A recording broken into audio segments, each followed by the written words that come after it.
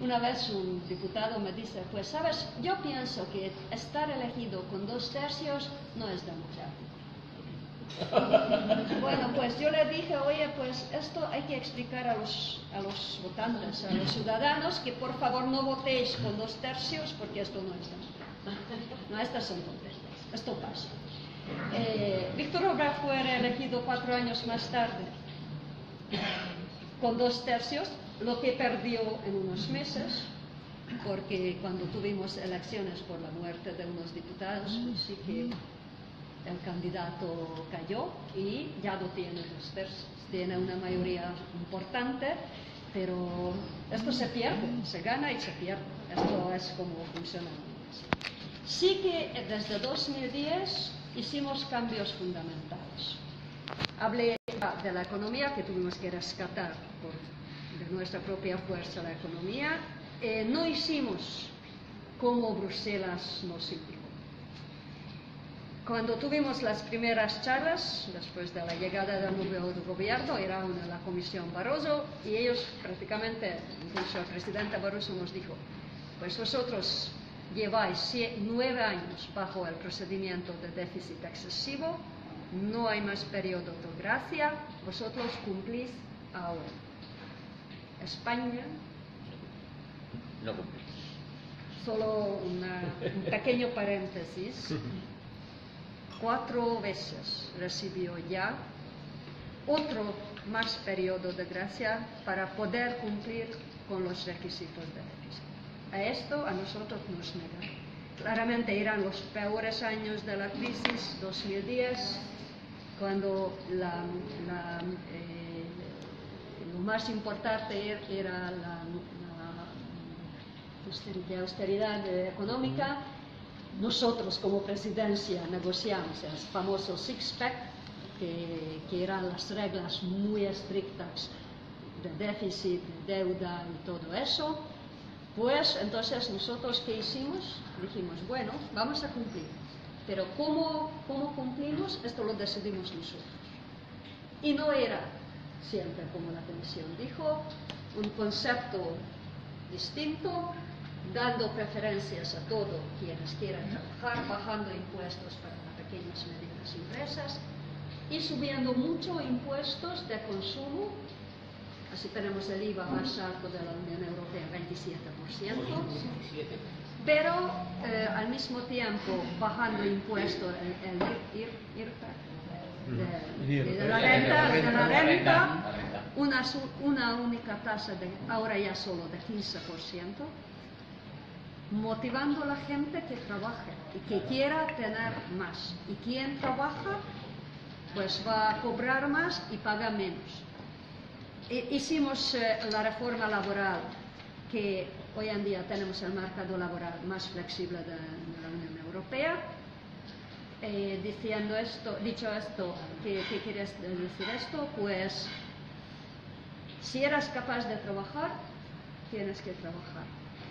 Cobras solo 3 meses de subsidio de paro y después tienes que encontrar trabajo.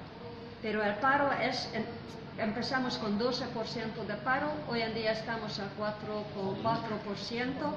Prácticamente si alguien quiere, puede encontrar trabajo. ¿Qué más? Impuestos, sí que subimos, además del IVA, impuestos extra en aquellos sectores de la economía que acumularon grandes beneficios. Muchos ganaron mucho en los últimos 20 años, que prácticamente eran los ganadores de las grandes privatizaciones, telecomunicaciones, comercio al menor, energía y sector financiero. Los bancos, que eran más de 80% en manos extranjeras, prácticamente hicieron todo lo que no podían hacer en su casa por las reglas muy estrictas, mientras en Hungría sí que la supervisión no era suficientemente estricta. Tuvimos una mayor crisis de hipotecas, una tercera parte de las familias endeudadas hasta el cuello por las hipotecas, corriendo el riesgo de perder su piso. Y claramente el gobierno no puede dejar que un tercio de las familias se quiebre. Esto no, pues hubo una intervención estatal, se negoció un pacto y la carga de todo esto tenía que repartir un tercio el Estado, un tercio los bancos y un tercio los ciudadanos. Bueno, dicho todo esto, ¿cómo lo ves? Hay unas medidas muy de izquierda y hay unas medidas muy de derecha. Es una mezcla, era una gestión de la crisis que parece que funciona, porque llevamos con el déficit bajo el 3% como 4 o 5 años, con una deuda exterior que bajamos de 83 a 76, estamos más o menos, y sobre todo el paro es lo que es importante, esta caída de densidades. Bien. Pues así, termino con nuestra visión de Europa, muy breve, y disculpad, sí, pero creo que sí era importante para aclarar todo esto. Hablé más de la economía, menos hubimos una reforma constitucional. Hungría era el único país del ex bloque soviético que era incapaz por 20 años de adoptar una nueva constitución, porque los partidos políticos nunca tenían la mayoría suficiente para llegar a un acuerdo. Este gobierno sí lo hizo con 2 tercios. El dilema es, te van a acusar si lo haces porque no has acordado tu posición con todo el mundo. Pero si no lo haces, entonces tus votantes te van a preguntar, oye, te he dado un mandato muy fuerte, ¿por qué no has hecho lo que necesitamos cambios? Y es una constitución que es muy por valores conservadores. Pero ir por valores conservadores no significa discriminación de personas que tal vez no son por estos valores. Valores conservadores es que en Hungría el matrimonio es entre hombre y mujer, mientras parejas de hecho existen, es legal y no están discriminadas en cuanto a sus derechos son iguales, pero no se llama matrimonio. Aborto es legal, pero defendemos la vida desde la concepción. Así que prácticamente no hay cambio en cuanto a esto, pero fue muy criticado, sobre todo por el Parlamento Europeo, porque no es la tendencia del siglo XXI hablar sobre estos valores así expresivamente. Si los húngaros ya no lo quieren, van a cambiar. Pero en este momento hay una mayoría clara por estos valores. ¿Qué visión de Europa? Sí que seguimos creyendo en Europa, en una Europa fuerte, que hace, según nuestro entendido, fuerte Europa, seguir con Estados miembros fuertes y instituciones europeas, y que todos estos tienen que cooperar, pero sin robar competencias uno de los demás. Creemos que lo que los padres fundadores inventaron hace 60 años es algo maravilloso, porque funciona. Entonces, nadie puede decirme una cosa que no puede funcionar por culpa de los pobres padres fundadores. El problema viene cuando uno no quiere respetarlo y, por ejemplo, la Comisión o el mismo Parlamento Europeo va en terrenos que no son de su competencia. Entonces ya esto nosotros lo llamamos un creeping integration, y yo también como eurodiputada estuve allí solo un año, y después tuve que regresar a casa como secretaria de Estado, lo viví cada día. El raison d'être del Parlamento Europeo es luchar por más competencias. Nosotros queremos más en una Unión Europea donde todo el mundo se respeta. Los países miembros se respetan las identidades constitucionales, que somos distintos, y se puede hacer la democracia, se puede hacer funcionar las instituciones democráticas respetando los tratados, los valores básicos, pero sin dictar a los demás en qué creer o cómo hacer las cosas que son de competencia nacional. De las 5 opciones del presidente Juncker para el futuro de Europa, entonces nos quedamos con... Nos quedamos con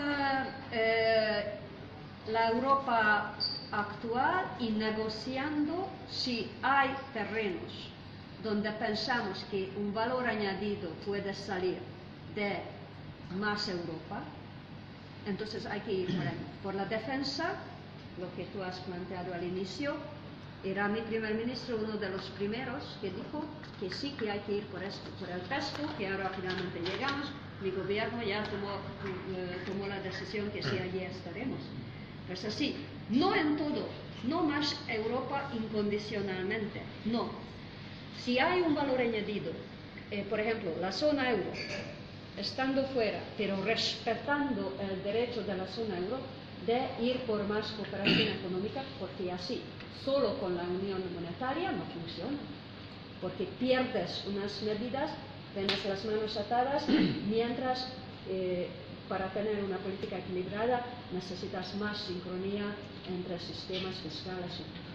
Bien, vamos, si te parece, entonces a abrir la tertulia para que haya ocasión de escuchar otras voces. Seguramente en las críticas, en algunas de ellas, en las críticas al funcionamiento institucional de la Unión Europea, seguramente vamos a estar de acuerdo muchos de los que estamos aquí.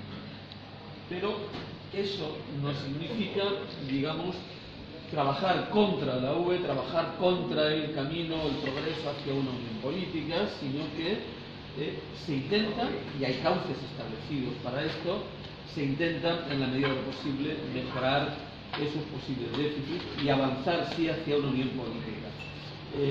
Las 2/3 partes del Parlamento que consiguió Orbán, es verdad, recibió ese apoyo, pero también es verdad, digo, que la OSCE, los observadores de la OSCE pusieron en cuestión la limpieza también de algunas de esas elecciones en cuanto al reparto de tiempos, publicidad, el papel de los medios de comunicación en esto. Hacer una reforma constitucional solo, aunque se tenga el 2/3 partes, a mí me parece que es ciertamente arriesgado. Una constitución debe servir de marco para que todos puedan jugar y por tanto es algo que debería hacerse siempre por consenso y por acuerdo, y hacerlo solo, y hacerlo en algunos casos, como se hizo la reforma, luego seguramente Paco Audige pertenece al Comité Ejecutivo de la Federación Internacional de Periodistas y tuvo un papel activo con la ley de prensa de Orbán, seguramente dirá algo al respecto. Ese tipo de normas criticadas por la Comisión Europea, rectificadas o no rectificadas en regañadientes, cuando uno, es mi criterio, cuando uno pertenece a un club, es evidente que tiene que aceptar algunas normas, luego mejorarlas, estableciendo los cauces. Lo que no puede es borrarse y decir, paso olímpicamente de aceptar refugiados en mi territorio, cambio las normas de prensa, de libertad de prensa, son cuestionadas por organismos internacionales y seguimos hacia adelante. Ahora con la ley de universidades, también criticada en el Parlamento Europeo, donde se oyeron. Entiendo que si tú estás dentro de una organización, las normas están para cumplirlas, reformarlas, desde luego, atendiendo a los cauces establecidos para la reforma, pero no me puedo dar la espalda me borro de aquí, esto no me interesa, y aquello. Por más que en algunas críticas podamos o no estar de acuerdo, y se pueden trabajar para cambiar el modo de hacer de las instituciones europeas. Claro que Europa ha hecho muchas cosas mal, por supuesto que sí. Impresión, pero a ver, ¿alguna palabra? Rafa tiene la palabra. Bueno, yo no me cabe más que decir que me da mucha lástima la deriva de esa nueva Europa. No porque sea euroescéptica, que es absolutamente legítimo que sea euroescéptica. Todo este tema que estamos hablando aquí de competencia, de si hay que seguir las políticas económicas estrictamente o no, creo que eso es absolutamente discutible. Si queremos más poderes para Europa o menos poderes, eso es absolutamente discutible y legítimo. Pero es que esa nueva Europa no es que esté abandonando los valores de la vieja Europa, está abandonando los valores europeos, de los derechos humanos, de la tolerancia, de la división de poderes. Para mí fue triste ver cómo Hungría fue la primera que levantó la valla a los refugiados, cuando Hungría, ya sé que España no puede decir nada, que tiene Ceuta y Melilla ahí con su igualdad, pero en fin, cuando Hungría fue la que realmente, de alguna manera, derribó el muro de Berlín, abriendo la frontera a los refugiados que pasaron, vamos a los alemanes del este, etcétera, en el año 88, en el año 89. Eso fue, no sé, me parece que una imagen que explica un poco la evolución. Cuando alguien tiene 2/3 de mayoría, puede hacer cambios políticos drásticos, puede hacer cambios de política económica como los que se han mencionado aquí, que podemos estar de acuerdo, podemos estar en desacuerdo, pero es legítimo que el gobierno haga esos cambios. Pero lo que no puede es marcar, no puede cambiar en marcha, no puede ir a un sistema donde los controles, los pesos y contrapesos sean completamente derribados, ¿no? No puede interferir. Ya sé que en España tampoco tenemos mucho que sacar la cara, no puede interferir en los medios públicos. Tenemos compañeros que estamos intentando, Balázs Navarro Nagy, que estuvo en el primer mandato, estuvo no sé cuántos meses de huelga de hambre en la televisión pública, ¿no? Bueno, no sé. El discurso liberal de Fidesz hoy es el discurso del poder fuerte, es el discurso del hombre fuerte, es las relaciones con Putin. No estoy muy seguro, me parece un empréstito ruso, ¿no? En el momento del rescate también de Hungría. Es el cuestionamiento no de las competencias de Bruselas, no de la burocracia de Bruselas, sino de los valores realmente en los que se ha fundamentado la Unión Europea, ¿no? Y creo que Orbán tiene un papel importantísimo por su propia personalidad. Se parece mucho a nuestro Aznar, creo. Son muy amigos.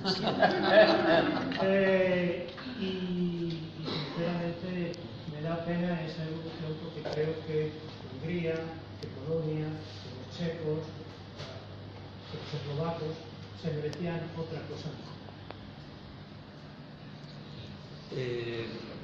A ver, ¿alguna intervención más, Paco? Y responde si te parece, Nico, y seguimos después la ronda. Bueno, lo primero que tengo que decir, yo no pensaba decir nada, pero hasta más adelantado el debate, pero lo primero es que voy a contestar a la embajadora. Yo sí estuve en Hungría en una misión internacional a raíz de la gran reforma de la radiotelevisión pública, formé parte de la delegación de la Federación Europea de Periodistas y desde luego... ¿Cuándo? ¿2012? ¿Cuándo? Sí, no recuerdo exactamente el año, pero fue ese año.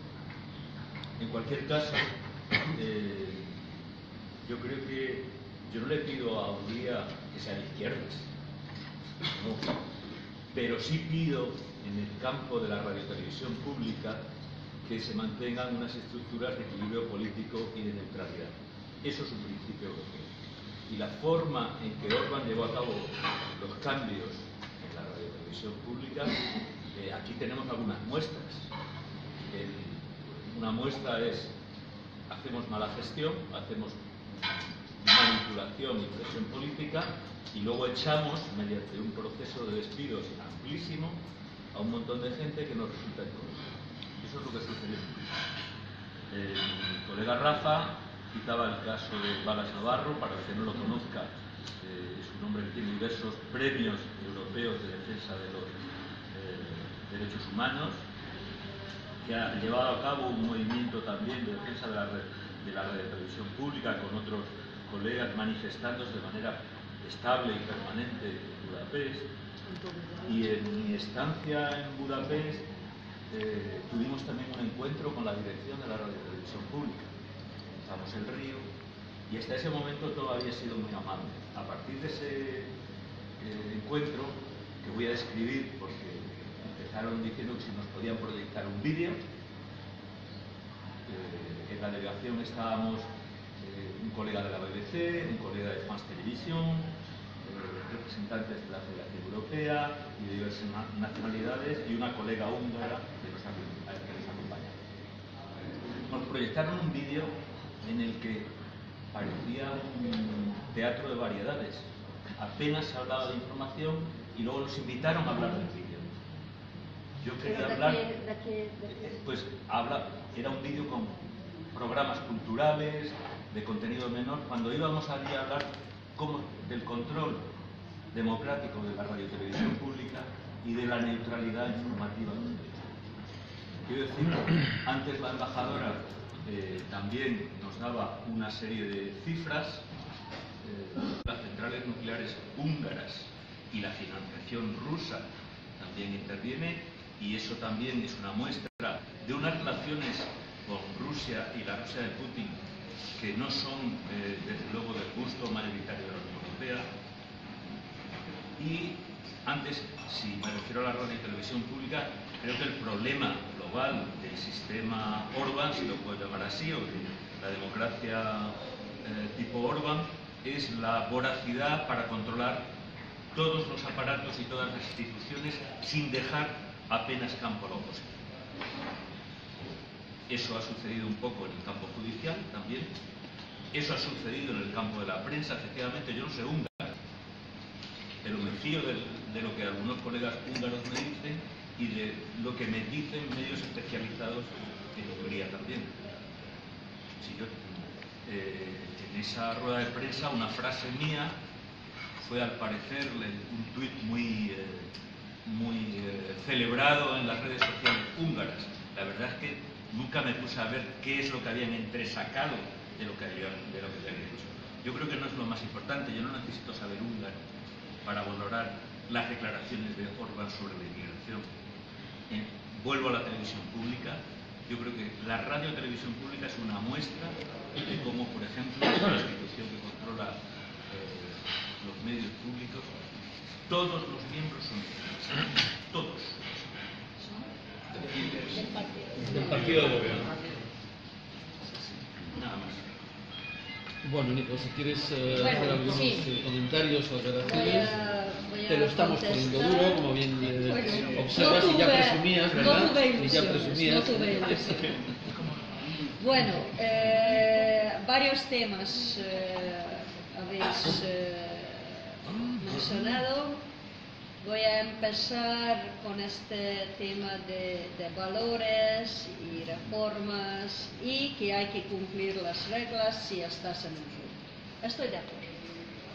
Estoy de acuerdo, hay que cumplir las reglas, y la Unión Europea, gracias a Dios, y otra vez,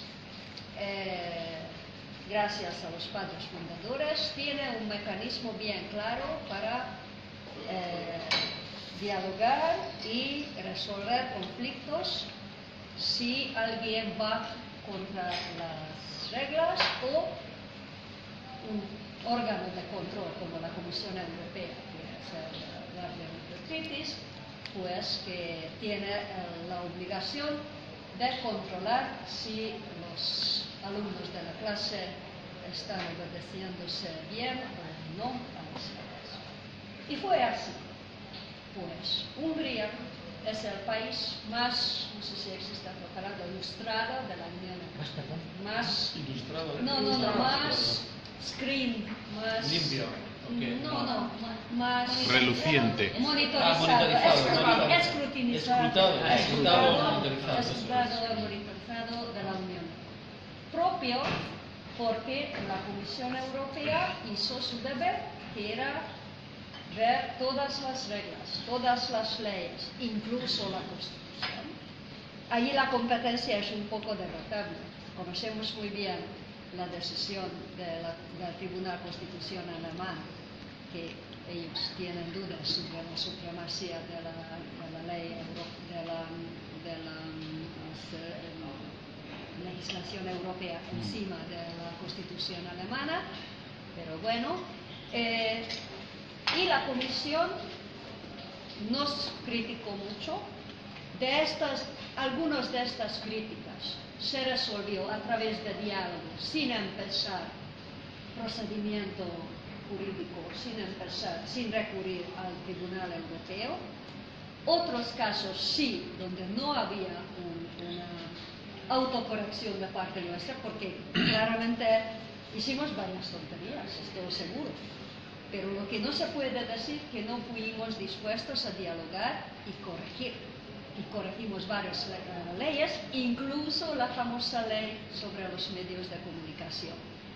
Allí no tuvimos solo nuestro interlocutor, la Comisión Europea, pero también el Consejo de Europa, que tiene una legislación vasta. En cuanto a los medios, el secretario general Yadun pasó mitad de su vida en Hungría, dialogando, y modificamos las reglas. Y después tenían la aprobación, o al menos callada, del Consejo de Europa. Pues decir esto, que estas leyes van contra la legislación europea o contra los valores europeos, pues yo creo que no es cierto. Porque hubo un diálogo, hubo corrección de parte nuestra. En unos casos nuestros argumentos fueron escuchados, entendidos y aceptados por nuestros interlocutores europeos, y muy pocos casos llegaron hasta el Tribunal Europeo. Unos sí que llegaron, otros no. La mayoría no llegó. Habían prácticamente 2 casos importantes que llegaron hasta ahí. Inmigración, que es lo que prácticamente nos hizo aún mucho más famoso que la famosa ley sobre los medios de comunicación. Señora dijo que fue Hungría quien levantó por primero la bandera. Pues Hungría fue el 5º país que levantó una valla. Y me encantó cuando los franceses, con su valla en Calais, criticaron nosotros por construir nuestra valla. Si continuamos así con la política de doble rasero, sí que nos creamos propios los ciudadanos, quienes van a pensar que la Unión Europea es una, que si alguien hace algo en Francia está bien, y lo criticamos. Si alguien lo hace en Hungría, pues entonces todo el mundo viene encima. Esto no creo que sea justo, y para mí esto no es ni comportamiento europeo ni justo, sobre todo cuando varios de vosotros habéis dicho que hay que respetar las reglas. Y nosotros creemos en las reglas. Y respetar las reglas de Schengen quiere decir que todo el mundo tiene la obligación de controlar sus propias fronteras, sobre todo nuestras fronteras, que son las fronteras exteriores de la Unión Europea. No es opcional, tienes que filtrar quién dejas entrar.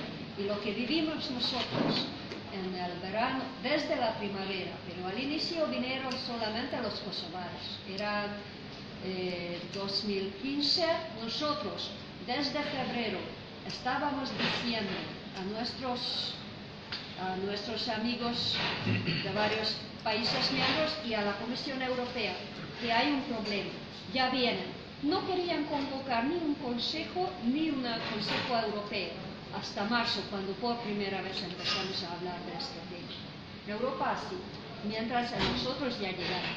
Después los alemanes cambiaron idea y ya prácticamente hubo una campaña de información, y los kosovares de los otros países balcánicos ya no vino la gente.